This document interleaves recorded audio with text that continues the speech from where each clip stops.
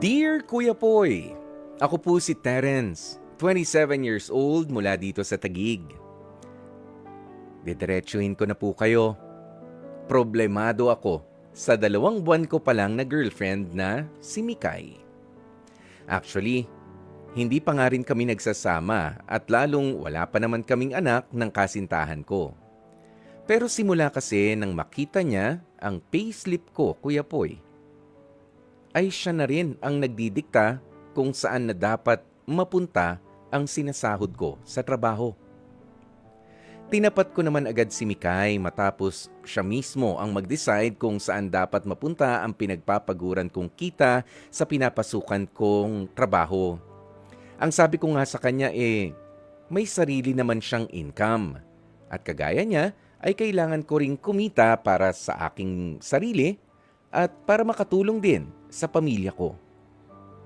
Sinabi ko rin kay Mikay, Kuya Poy, na hindi ko kayang akuin ang lahat ng pinagkakagastusan niya dahil may kanya-kanya naman din kaming responsibilidad at hindi pa rin naman kami kasal at ganap na mag-asawa. 2 months pa lang kami na mag-boyfriend at girlfriend. Pero alam mo, Kuya Poy, ang isa sa mga tagpong nagpainit talaga ng ulo ko ay nang minsang isama niya ako sa isang mall para bumili ng mga luho niya. Nagulat na lang ako nang sa akin siya mismo humingi ng perang ipambabayad sa cashier.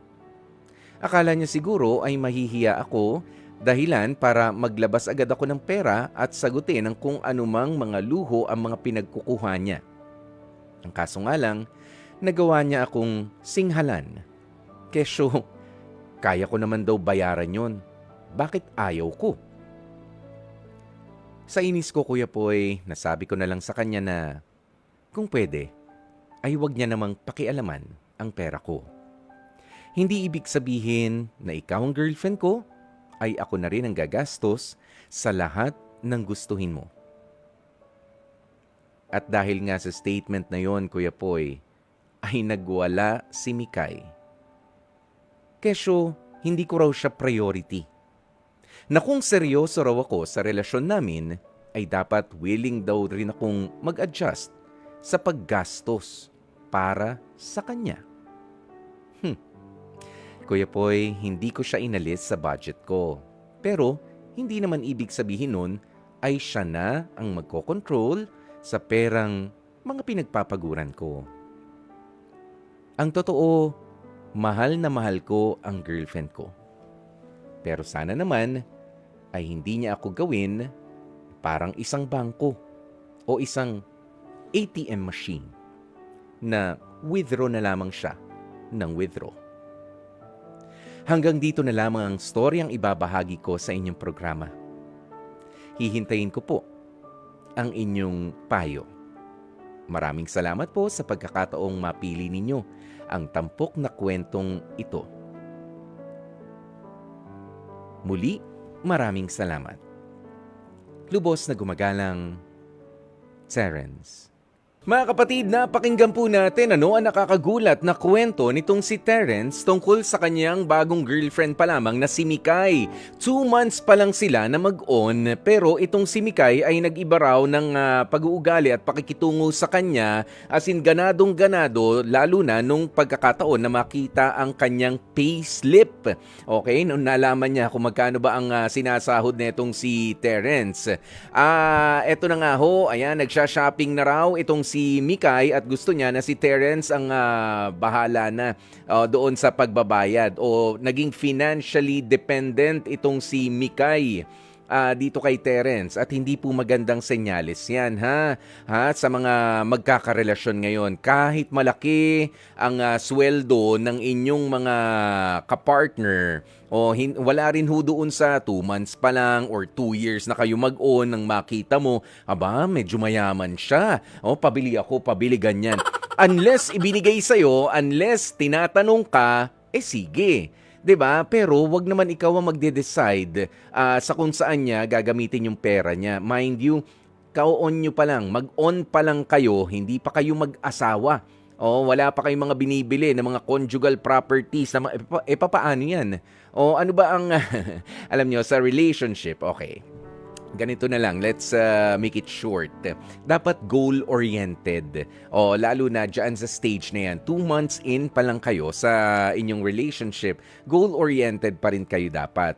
Dapat malinaw, ano ba ang objectives natin? O ano ba ang kalalabasan nito? Ito ba ay jowa-jowaan lang or long-term talaga? Pero tayong mga Pilipino, nagbo-boyfriend, nag-girlfriend tayo, yung mga nasa matitinong pag-iisip, para meron tayong makaparehas hanggang pagtanda. Di ba yun yung gusto natin? Yun ang purpose natin. Yun yung motivation natin.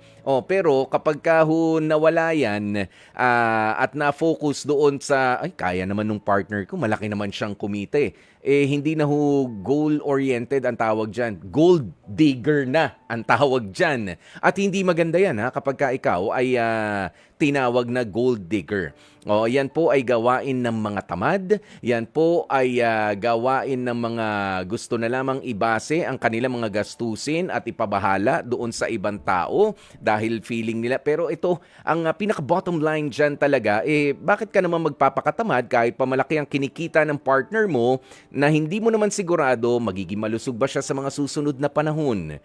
Sabi nga nitong si Terence, naghahanap buhay rin naman itong si Mikay, ituloy mo lang yan. Kung meron ka mga gustong bilhin mo, 'di ba? Unless nga na sabihin ni Terence, bibilan kita nito, ganyan, sige. Pero kapag ka hindi naman, huwag na mo masyado makapalang muka. Mahal ka nung tao, pero wag abusuhin ang pagtitiwala at pagmamahal sa'yo. Ngayon, kung tatanungin mo ako, Terence, kung magtatagal pa ba dapat o kailangan pa magtagal ang relationship ninyo ni Mikay, depende sa pagtanggap niya sa katotohanan na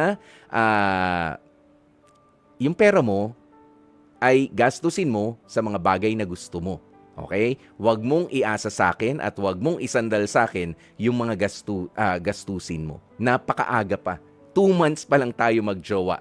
Isang malaking red flag yan. At yung red flag na yan, kapag hindi tumigil itong si Mikay, may nakasulat pa dyan na stop na. Stop sign na yan. Kaya Terence, lakasan mo na lang ang loob mo at gusto ko yung ginawa mong pinanindigan mo na, yes, may pera ako pero may iba akong pinaglalaanan nito. Okay, nandyan kayo para ayusin ang relationship ninyo, hindi para maging maayos ang buhay nitong si Mikay. Financially, hindi yun ang objective, hindi yun ang purpose. Pero kapag yun talaga ang gusto niya, sorry. Terence, maging malinaw tayo. Nandyan ka para sa relationship, hindi doon sa financial dependence niya. At dyan na nga po natin tatapusin ang ating Dear Kuya Poy,